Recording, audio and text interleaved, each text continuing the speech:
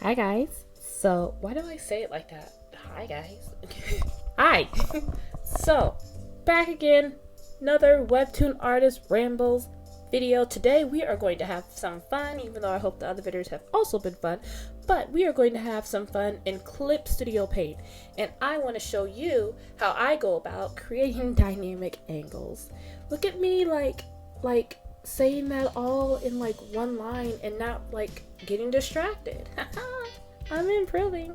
Anyways, this is for episode, it says episode 9, but I again named my files the wrong name, so do not trust what's up there. I don't know what episode this is, but it's a previous episode. It's already been posted on my Patreon if you want to check that out. But this is the episode where Jaehyun and Oriana are inside on a rainy day. My other video is actually going to cover how I turn, because this is a 3D background. My other video is actually going to cover how I use color filters to blend in a little better my 3D backgrounds. But we're not talking about that today. Today we're talking about this cool feature that Webtoon has. Wow, I've been talking about Webtoon too much. That Clip Studio Paint has to help you with dynamic angles. So let me just pull up my 3D asset right here. We're gonna go, let me bring it back a little bit. In Clip Studio Paint, if you click this arrow right here, or if you just go to Windows and if I were to, how do I delete this? Let me just see, you could, well, they're right here as well. You see them right there as well, but just in case someone doesn't have that, you could go to here, and I think it's under materials. As you can see, I don't really use this too much. Yeah, here it is. So you just click this, and as you can see, all the other materials are right there. So just in case you don't have this sidebar or you don't know what I'm talking about, just go to Windows, Materials, and that will bring up all the materials. Anyways, I digress. With this 3D background, I go to my 3D area within my All Materials selection. So you click All Materials, I go down here, I go to my background, and I go to either community or commercial or other building, and I just pull one up, or housing, and I just pull a background from there. If you go to Clip Studio Paint, is my mic close to enough to my mouth? If you go to Clip Studio Paint, they do have an asset area where you can download free 3D backgrounds and whatnot. So here are some of the ones that I've downloaded and I've used and I am using for my Webtoon, because I like stuff I needed to go fast. I need to do stuff quickly, and I don't want to, my priority is more so focused on other things than it is creating artistic, non-artistic. My priority is on finishing the comic right now. When I get better at finishing comics, I might start prioritizing, creating more, I don't know. I'm okay with using 3D backgrounds. They're tools to be used. It's like getting upset about using the ink pen. What else are you gonna use? You could use dirt, but yeah, I don't want to make my own ink I'm rambling.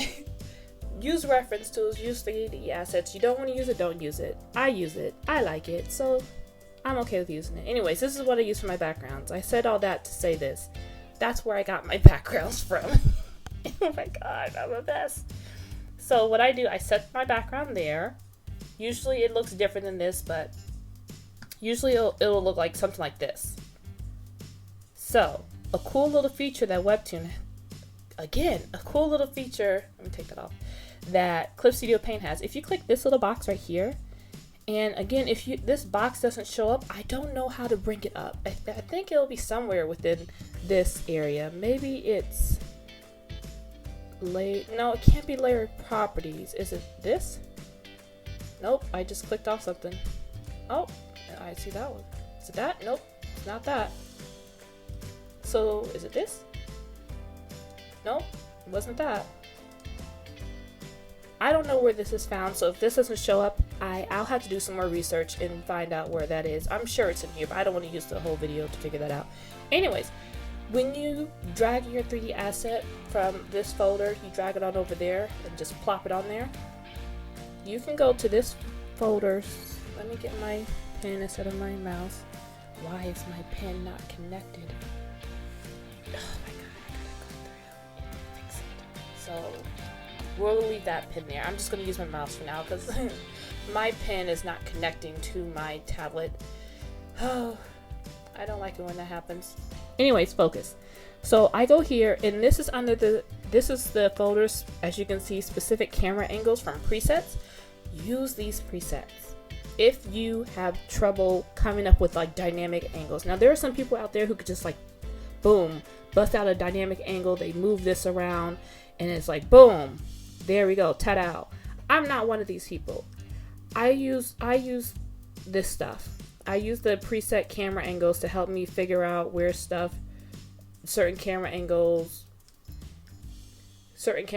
to use. And then, you know, if there's like a big wall in the way, usually some 3D assets have it to where you can remove, like without the entrance, I can't see all of these words if I just, there we go. Well, you still can't see it. But as you can see, this other preset that's right here, select layer presets.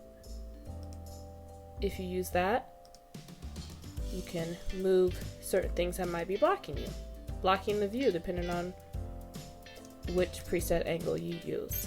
So, anyways, which one did I have? Look at me, I'm just struggling. Anyways, let's just go with this one.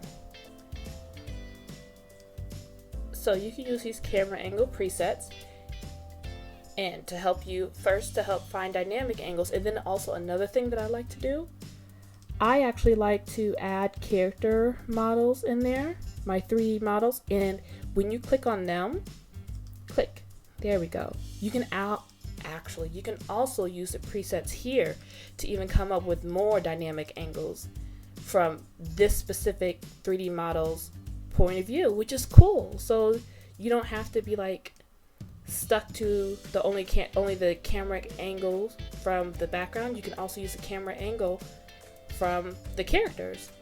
So as you can see, look how dynamic this stuff is. Look at that. Boom, just dynamic.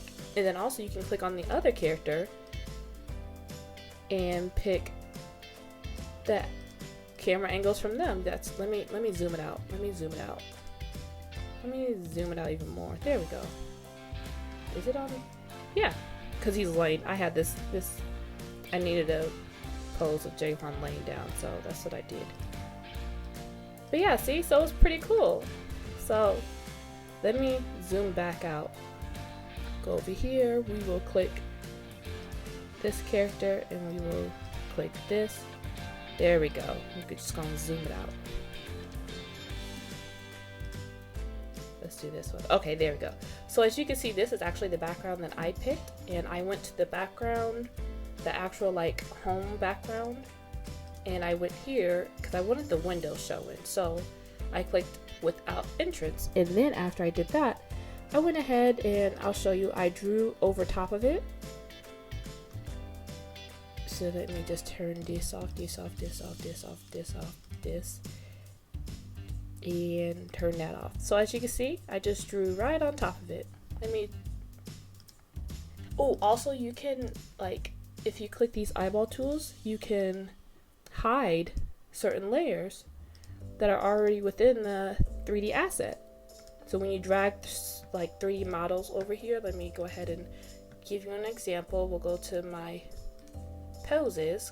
This is where I got these poses, and I just like altered them. And we'll go ahead and drag. Nope, it's not doing what I want. Hold on. I may actually go down to this one. There we go. Sometimes some 3D assets do not like work on there, which is, it's fine. Let me see, does this one work? Nope. As you can see, I'm struggling. There we go. Let me use the ones that Clip Studio Paint themselves created. Usually that, I have a lot of 3D assets that I use. So let's see if that goes into, nope, that one didn't do it either.